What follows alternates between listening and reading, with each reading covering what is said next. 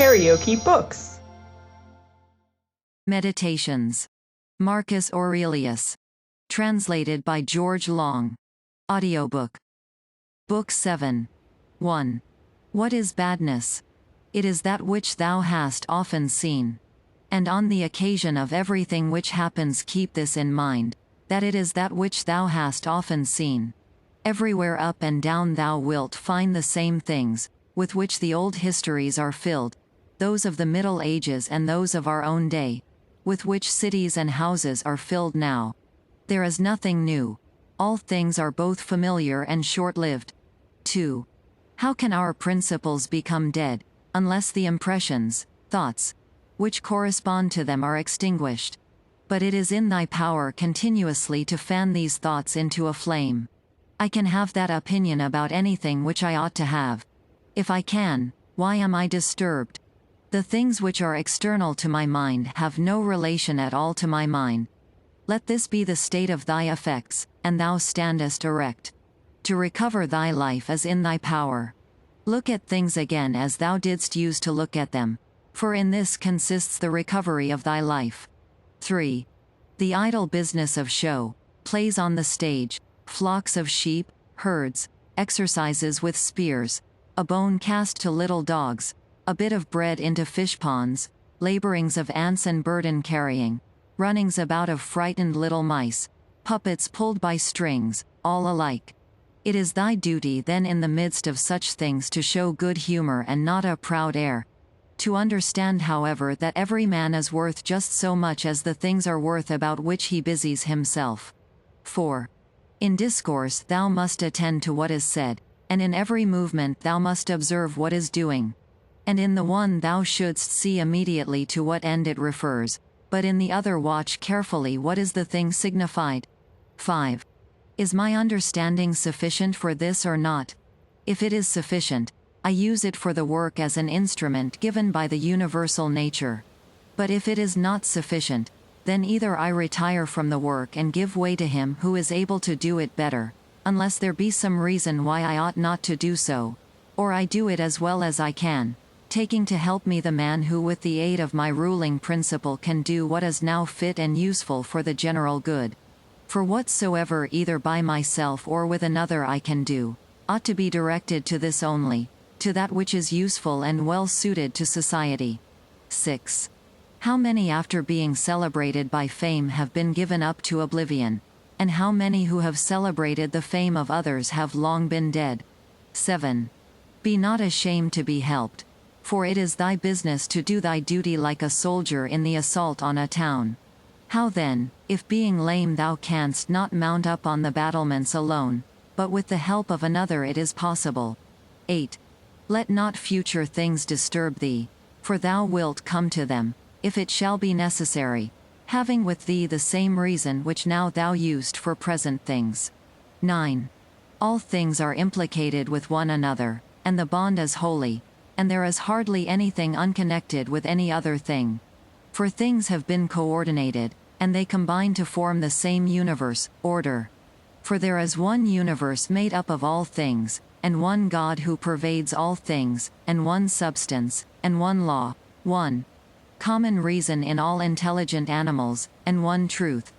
If indeed there is also one perfection for all animals which are of the same stock and participate in the reason. 10.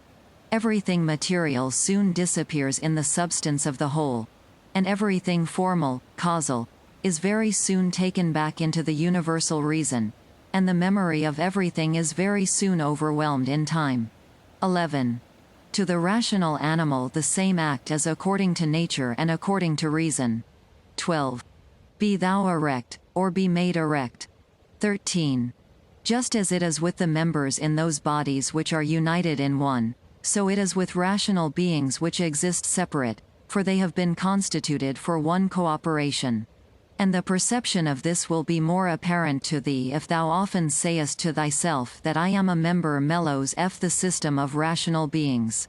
But if, using the letter R, thou sayest that thou art a part meros, thou dost not yet love men from thy heart. Beneficence does not yet delight thee for its own sake. Thou still doest it barely as a thing of propriety, and not yet as doing good to thyself. 14. Let there fall externally what will on the parts which can feel the effects of this fall. For those parts which have felt will complain, if they choose. But I, unless I think that what has happened is an evil, am not injured. And it is in my power not to think so. 15. Whatever anyone does or says, I must be good. Just as if the gold, or the emerald, or the purple, were always saying this. Whatever anyone does or says, I must be emerald and keep my color. 16. The ruling faculty does not disturb itself, I mean, does not frighten itself or cause itself pain. But if anyone else can frighten or pain it, let him do so. For the faculty itself will not by its own opinion turn itself into such ways. Let the body itself take care, if it can, that it suffer nothing, and let it speak, if it suffers. But the soul itself, that which is subject to fear, to pain, which has completely the power of forming an opinion about these things, will suffer nothing, for it will never deviate into such a judgment. The leading principle in itself wants nothing, unless it makes a want for itself, and therefore it is both free from perturbation and unimpeded, if it does not disturb and impede itself. 17. Eudaimonia, happiness, is a good demon, or a good thing. What then art thou doing here, O imagination? Go away, I entreat thee by the gods, as thou didst come, for I want thee not. But thou art come according to thy old fashion. I am not angry with thee, only go away. 18. Is any man afraid of change? Why, what can take place without change? What then is more pleasing or more suitable to the universal nature? And canst thou take a bath unless the wood undergoes a change? And canst thou be nourished, unless the food undergoes a change? And can anything else that is useful be accomplished without change? Dost thou not see then that for thyself also to change is just the same, and equally necessary for the universal nature? 19. Through the universal substance as through a furious torrent all bodies are carried, being by their nature united with and co-operating with the whole, as the parts of our body with one another. How many a Chrysippus, how many a Socrates, how many an Epictetus has time already swallowed up? And let the same thought occur to thee with reference to every man and thing. 20. One thing only troubles me, lest I should do something which the constitution of man does not allow, or in the way which it does not allow, or what it does not allow now. 21.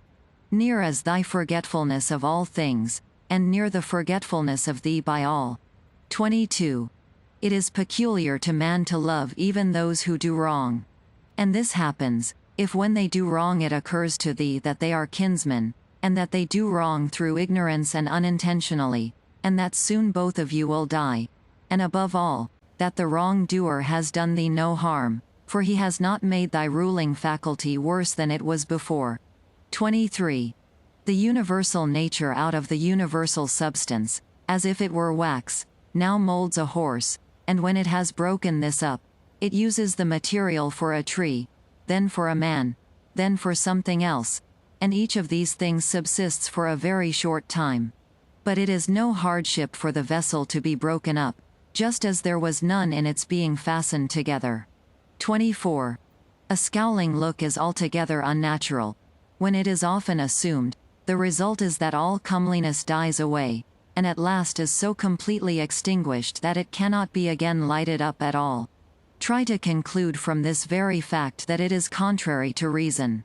For if even the perception of doing wrong shall depart, what reason is there for living any longer? 25. Nature which governs the whole will soon change all things thou seest, and out of their substance will make other things, and again other things from the substance of them, in order that the world may be ever new. 26. When a man has done thee any wrong, immediately consider with what opinion about good or evil he has done wrong. For when thou hast seen this, thou wilt pity him, and wilt neither wonder nor be angry. For either thou thyself thinkest the same thing to be good that he does, or another thing of the same kind. It is thy duty then to pardon him. But if thou dost not think such things to be good or evil, thou wilt more readily be well disposed to him who is in error. 27. Think not so much of what thou hast not as of what thou hast, but of the things which thou hast select the best, and then reflect how eagerly they would have been sought, if thou hadst them not. At the same time, however, take care that thou dost not through being so pleased with them accustom thyself to overvalue them, so as to be disturbed if ever thou shouldst not have them. 28. Retire into thyself. The rational principle which rules has this nature, that it is content with itself when it does what is just, and so secures tranquility. 29. Wipe out the imagination. Stop the pulling of the strings. Confine thyself to the present. Understand well what happens either to thee or to another. Divide and distribute every object into the causal, formal, and the material. Think of thy last hour. Let the wrong which is done by a man stay there where the wrong was done. 30. Direct thy attention to what is said. Let thy understanding enter into the things that are doing and the things which do them. 31. Adorn thyself with simplicity and modesty, and with indifference towards the things which lie between virtue and vice. Love mankind. Follow God. The poet says that law rules all, and it is enough to remember that law rules all. 32. About death. Whether it is a dispersion, or a resolution into atoms, or annihilation, it is either extinction or change. 33. About pain. The pain which is intolerable carries us off, but that which lasts a long time is tolerable, and the mind maintains its own tranquility by retiring into itself, and the ruling faculty is not made worse. But the parts which are harmed by pain, let them, if they can, give their opinion about it. 34. About fame. Look at the minds of those who seek fame. Observe what they are, and what kind of things they avoid, and what kind of things they pursue. And consider that as the heaps of sand piled on one another hide the former sands, so in life the events which go before are soon covered by those which come after. 35. From Plato. The man who has an elevated mind and takes a view of all time and of all substance, dost thou suppose it possible for him to think that human life is anything great? It is not possible, he said. Such a man then will think that death also is no evil. Certainly not. 36. From Antisthenes. It is royal to do good and to be abused. 37. It is a base thing for the countenance to be obedient and to regulate and compose itself as the mind commands, and for the mind not to be regulated and composed by itself. 38. It is not right to vex ourselves at things, for they care not about it. 39. To the immortal gods and us give joy. 40. Life must be reaped like the ripe ears of corn. One man is born, another dies. 41. If gods care not for me and my children, there is a reason for it. 42. For the good is with me, and the just. 43. No joining others in their wailing, no violent emotion. 44. From Plato. But I would make this man a sufficient answer, which is this. Thou sayest not well, if thou thinkest that a man who is good for anything at all ought to compute the hazard of life or death, and should not rather look to this only in all that he does, whether he is doing what is just or unjust, and the works of a good or bad man. 45. For thus it is, men of Athens, in truth. Wherever a man has placed himself thinking it the best place for him, or has been placed by a commander, there in my opinion he ought to stay and to abide the hazard, taking nothing into the reckoning, either death or anything else, before the baseness of deserting his post. 46. But, my good friend, reflect whether that which is noble and good is not something different from saving and being saved. For as to a man living such or such a time, at least one who is really a man, consider if this is not a thing to be dismissed from the thoughts, and there must be no love of life. But as to these matters a man must entrust them to the deity and believe what the women say, that no man can escape his destiny, the next inquiry being how he may best live the time that he has to live. 47. Look round at the courses of the stars, as if thou wert going along with them, and constantly consider the changes of the elements into one another, for such thoughts purge away the filth of the terrene life. 48. This is a fine saying of Plato, that he who is discoursing about men should look also at earthly things as if he viewed them from some higher place, should look at them in their assemblies, armies, agricultural labors, marriages, treaties, births, deaths, noise of the courts of justice, desert places, various nations of barbarians, feasts, lamentations, markets, a mixture of all things and an orderly combination of contraries. 49. Consider the past, such great changes of political supremacies. Thou mayest foresee also the things which will be. For they will certainly be of like form, and it is not possible that they should deviate from the order of the things which take place now. Accordingly, to have contemplated human life for 40 years is the same as to have contemplated it for 10,000 years. For what more wilt thou see? 50. That which has grown from the earth to the earth, but that which has sprung from heavenly seed, back to the heavenly realms returns. This is either a dissolution of the mutual involution of the atoms, or a similar dispersion of the unsentient elements. 51. With food and drinks and cunning magic arts, turning the channel's course to escape from death, the breeze which heaven has sent, we must endure, and toil without complaining. 52. Another may be more expert in casting his opponent, but he is not more social, nor more modest, nor better disciplined to meet all that happens, nor more considerate with respect to the faults of his neighbors. 53. Where any work can be done conformably to the reason which is common to gods and men, there we have nothing to fear, for where we are able to get profit by means of the activity which is successful and proceeds according to our constitution, there no harm is to be suspected. 54. Everywhere and at all times it is in thy power piously to acquiesce in thy present condition, and to behave justly to those who are about thee, and to exert thy skill upon thy present thoughts, that nothing shall steal into them without being well examined. 55. Do not look around thee to discover other men's ruling principles, but look straight to this, to what nature leads thee, both the universal nature through the things which happen to thee, and thy own nature through the acts which must be done by thee. But every being ought to do that which is according to its constitution, and all other things have been constituted for the sake of rational beings, just as among irrational things the inferior for the sake of the superior, but the rational for the sake of one another.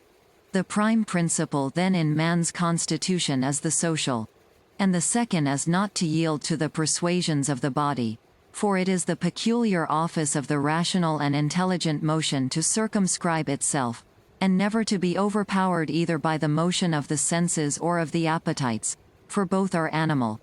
But the intelligent motion claims superiority, and does not permit itself to be overpowered by the others. And with good reason, for it is formed by nature to use all of them. The third thing in the rational constitution is freedom from error and from deception. Let then the ruling principle holding fast to these things go straight on, and it has what is its own. 56. Consider thyself to be dead, and to have completed thy life up to the present time, and live according to nature the remainder which is allowed thee. 57. Love that only which happens to thee and is spun with the thread of thy destiny. For what is more suitable? 58. In everything which happens keep before thy eyes those to whom the same things happened, and how they were vexed, and treated them as strange things, and found fault with them, and now where are they? Nowhere. Why then dost thou too choose to act in the same way? And why dost thou not leave these agitations which are foreign to nature to those who cause them and those who are moved by them? And why art thou not altogether intent upon the right way of making use of the things which happen to thee? For then thou wilt use them well, and they will be a material for thee, to work on. Only attend to thyself, and resolve to be a good man in every act which thou doest, and remember. 59. Look within. Within is the fountain of good, and it will ever bubble up, if thou wilt ever dig. 60. The body ought to be compact, and to show no irregularity either in motion or attitude. For what the mind shows in the face by maintaining in it the expression of intelligence and propriety, that ought to be required also in the whole body. But all these things should be observed without affectation. 61. The art of life is more like the wrestler's art than the dancer's, in respect of this, that it should stand ready and firm to meet onsets which are sudden and unexpected. 62. Constantly observe who those are whose approbation thou wishest to have, and what ruling principles they possess. For then thou wilt neither blame those who offend involuntarily, nor wilt thou want their approbation, if thou lookest to the sources of their opinions and appetites. 63. Every soul, the philosopher says, is involuntarily deprived of truth. Consequently, in the same way it is deprived of justice and temperance and benevolence and everything of the kind. It is most necessary to bear this constantly in mind, for thus thou wilt be more gentle towards all. 64.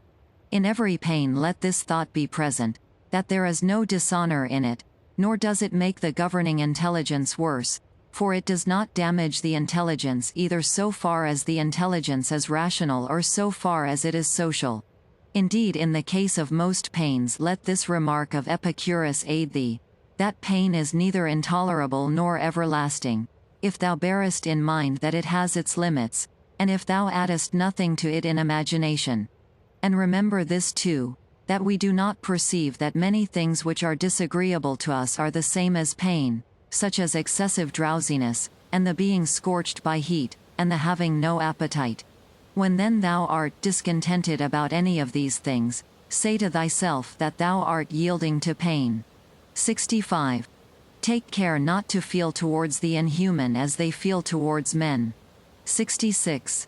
How do we know if Telauges was not superior in character to Socrates? For it is not enough that Socrates died a more noble death, and disputed more skillfully with the sophists, and passed the night in the cold with more endurance, and that when he was bid to arrest Leon of Salamis, he considered it more noble to refuse, and that he walked in a swaggering way in the streets, though as to this fact one may have great doubts if it was true. But we ought to inquire what kind of a soul it was that Socrates possessed, and if he was able to be content with being just towards men and pious towards the gods, neither idly vexed on account of men's villainy, nor yet making himself a slave to any man's ignorance, nor receiving as strange anything that fell to his share out of the universal, nor enduring it as intolerable, nor allowing his understanding to sympathize with the effects of the miserable flesh. 67. Nature has not so mingled the intelligence with the composition of the body, as not to have allowed thee the power of circumscribing thyself and of bringing under subjection to thyself all that is thy own. For it is very possible to be a divine man and to be recognized as such by no one. Always bear this in mind, and another thing too, that very little indeed is necessary for living a happy life. And because thou hast despaired of becoming a dialectician and skilled in the knowledge of nature, do not for this reason renounce the hope of being both free and modest, and social and obedient to God. 68. It is in thy power to live free from all compulsion in the greatest tranquility of mind, even if all the world cry out against thee as much as they choose, and even if wild beasts tear in pieces the members of this kneaded matter which has grown around thee. For what hinders the mind in the midst of all this from maintaining itself in tranquility and in a just judgment of all surrounding things and in a ready use of the objects which are presented to it, so that the judgment may say to the thing which falls under its observation, this thou art in substance, reality. Though in men's opinion thou mayest appear to be of a different kind, and the use shall say to that which falls under the hand, thou art the thing that I was seeking. For to me that which presents itself is always a material for virtue both rational and political, and in a word, for the exercise of art, which belongs to man or God. For everything which happens has a relationship either to God or man, and is neither new nor difficult to handle, but usual and apt matter to work on. 69. The perfection of moral character consists in this, in passing every day as the last, and in being neither violently excited nor torpid nor playing the hypocrite. 70. The gods who are immortal are not vexed because during so long a time they must tolerate continually men such as they are and so many of them bad, and besides this, they also take care of them in all ways. But thou, who art destined to end so soon, art thou wearied of enduring the bad, and this too when thou art one of them? 71. It is a ridiculous thing for a man not to fly from his own badness, which is indeed possible, but to fly from other men's badness, which is impossible. 72. Whatever the rational and political, social, faculty finds to be neither intelligent nor social, it properly judges to be inferior to itself. 73. When thou hast done a good act and another has received it, why dost thou still look for a third thing besides these, as fools do, either to have the reputation of having done a good act or to obtain a return? 74. No man is tired of receiving what is useful, but it is useful to act according to nature. Do not then be tired of receiving what is useful by doing it to others. 75. The nature of the all moved to make the universe. But now either everything that takes place comes by way of consequence or continuity, or even the chief things towards which the ruling power of the universe directs its own movement are governed by no rational principle. If this is remembered, it will make thee more tranquil in many things. KaraokeBooks.